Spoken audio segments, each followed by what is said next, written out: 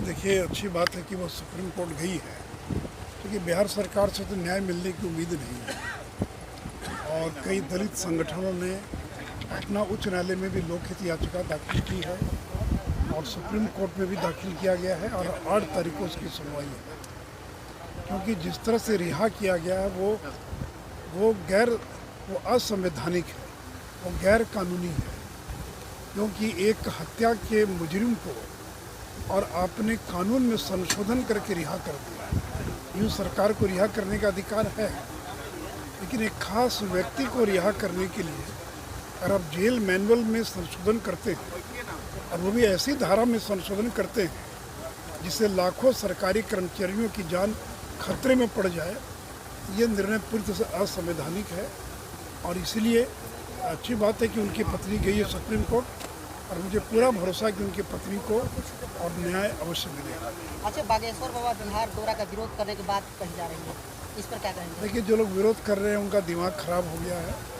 इनको मुल्ला मौलवी ईसाई धर्म के पादरी उनका विरोध करने की हिम्मत नहीं है, लेकिन हिंदू संत महात्माओं का विरोध कर रहे हैं। अगर हिम्मत है तो अवैसी का विरोध करें, अगर हिम्मत है तो मुल्ला मौलवियों का विरोध करें। लेकिन जो लोग धर्म जागरण के काम में लगे, समाज सुधार के काम में लगे, उनको गालियां दे रहे हैं, करें कि जेल में उनको होना हिम्मत है तो पकड़ कर बंद करें जेल के अंदर। बिहार के अंदर स्थिति संभालना मुश्किल हो जाएगा। बाबा बागेश्वर धाम की जो लोकप्रियता है, इसे ये गलती न करें। और जगता बाबू कह रहे हैं कि नफरत की भूमि पर राम जन्मभूमि के मंदिर का निर्माण हो रहा है, तो ये राष्ट्रीय जनता दल को तो हिंदू देवी देवताओं को, हिंदुओं के संत महात्माओं को अपमानित करने में आनंद की अनुभूति होती है। इनको लगता है कि अगर हिंदू देवी देवताओं को अपमानित करेंगे, संत महात्माओं को करेंगे, तो हमारा जो मुस्लिम वोट बैंक है वो और सुदृढ़ होगा। वो गलतफहमी में है। अगर किसी ने भी बाबा के कार्यक्रम में छेड़छाड़ करने की हिम्मत की तो देखिए, हजारों लाखों लोग जो इकट्ठा होंगे वो उसका प्रतिकार करेंगे। इसलिए नीतीश जी, समझाइए राजद के लोगों को, कोई ऐसी गलती न करें जिससे बिहार के अंदर तनाव का माहौल पैदा हो।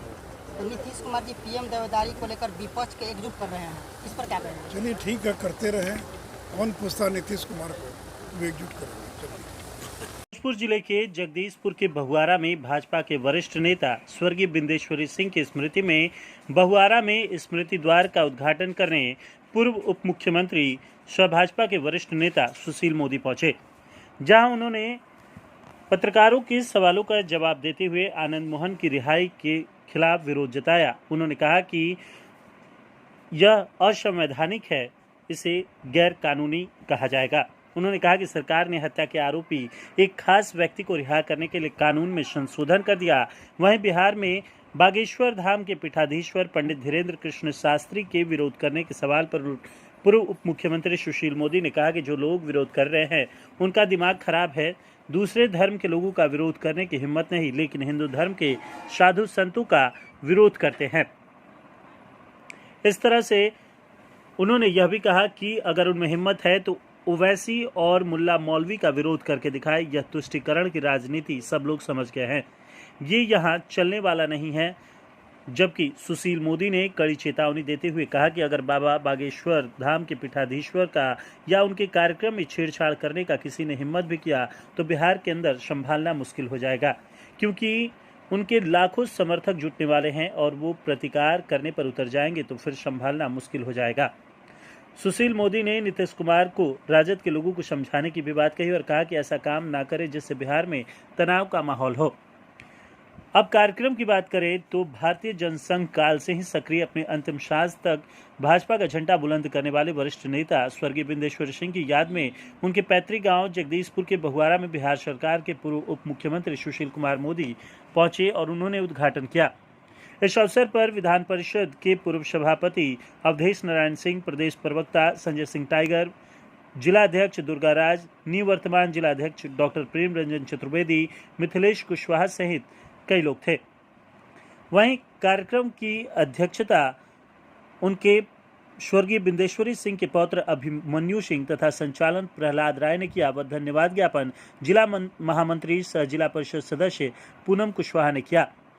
यानी वह व्यक्ति बिना कोई संकोच के, बिना कोई परहेज नहीं, और लंबा सा झंडा लेकर, लंबा सा डंडा लेकर, उसमें झंडा लेकर सब जगह घूमना मैंने दिल्ली में देखा। दिल्ली में कोई रैली हुई तो विदेशी सिंह झंडा लेकर पहुंचे हुए हैं। तो मित्रों, ये जनसंघ के प्रति ये जो प्रतिबद्धता है, ये जो लगाव है, और बिंदेश्वरी सिंह जैसे लाखों कार्यकर्ता पूरे देश में जिन्होंने पार्टी के लिए पूरी जिंदगी लगा दिया, कुछ मिला या ना मिला, क्या मिला? बिंदेश्वरी सिंह को कुछ नहीं मिला, लेकिन बिंदेश्वरी सिंह जैसे लाखों लोगों का ही परिणाम है कि आज भारतीय जनता पार्टी की सरकार देश के 13 से ज्यादा राज्यों में हमारी सरकार है, और लोग इसको समझ नहीं सकते। देखिए, कांग्रेस पार्टी में भी कार्यकर्ता होता है, लेकिन वहां पैसा वाला कार्यकर्ता, पेड वर्कर, रैली में आना है तो 100 रुपया मिलेगा, जुलूस में चलना है तो 200 रुपये मिलेगा, लेकिन निस्वार्थ भाव से काम करना, कुछ मिले ना मिले इसके लिए काम करना। अब मुझे आज भी याद है, मैं दिल्ली में था से भी 25। आपने सुना होगा गुरुकुल, लेकिन अब देखने को कहाँ मिलता है। परंतु आज भी कहीं कहीं ऐसा विद्यालय है जहाँ पर गुरुकुल की परंपरा देखने को मिलती है, जहाँ पर संस्कार और अनुशासन कूट कूट कर भरे हुए हैं। आरा में मझुआ स्थित संभावना आवासीय उच्च विद्यालय इसका जीता जागता उदाहरण है, जहाँ पर शिक्षा के साथ साथ संस्कार और अनुशासन बच्चों के अंदर कूट कूट कर भरे जाते हैं, जहाँ पर बच्चों के अंदर आत्मनिर्भरता और सादगी के गुण पिरोए जाते हैं। स्वच्छ वातावरण, सुंदर माहौल, अनुशासन, संस्कार और सादगी का प्रतीक संभावना आवासीय उच्च विद्यालय कुशल शिक्षकों के नेतृत्व में शिक्षा के साथ साथ extra curriculum, sports, music, arts, yoga, PT etc बच्चों को सिखाए जाते हैं, जहां पर हर वर्ग के अभिभावक अपने बच्चों को आसानी से पढ़ा सकते हैं। संभावना आवासीय उच्च विद्यालय मझौआ।